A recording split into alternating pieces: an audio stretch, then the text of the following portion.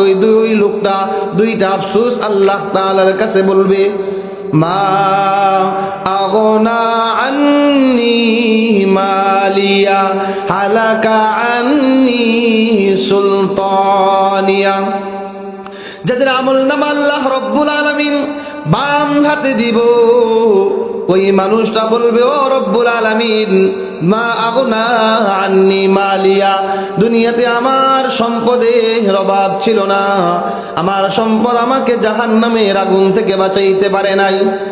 ওই লোকটা বলবে, হালাকা আন্নি সুলতানিয়া, ও রব্বুল আলামিন, দুনিয়ার ভিতরে আমার ক্ষমতার অভাব ছিল না, আমার দুনিয়ার ভিতরে অনেক ক্ষমতা ছিল, হালাকা আন্নি সুলতানিয়া, আমার রাজত্ব আমার কোনো উপকারে আসে নাই।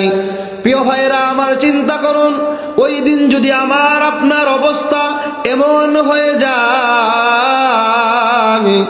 আমল নামা যদি আল্লাহ রব্বুল আলামিন বাম হাতে দেয়, ওই দিন আল্লাহ রব্বুল আলামিন ঘোষণা দিবে, ও আমার ফেরেশতারা, এই নাফরমান বান্দাকে ধরো, খুযুহু ফাগুল্লু সুম্মাল জাহিমা সাল্লু। আল্লাহ রব্বুল আলামিন বলবে, আমার ফেরেশতারা যাও, আমার এই নাফরমান বান্দাকে ধরো, 70 গজ শিকল লাগাও। আমি আল্লাহ তাআলা নাফরমানি করার কারণে, আমি আল্লাহ তাআলার অবাধ্য হওয়ার কারণে, গুনাহের কারণে 70 গজ শিকল লাগাও, আর এই নাফরমান বান্দাকে জাহান্নামে নিক্ষেপ করে দাও। নাউযুবিল্লাহ।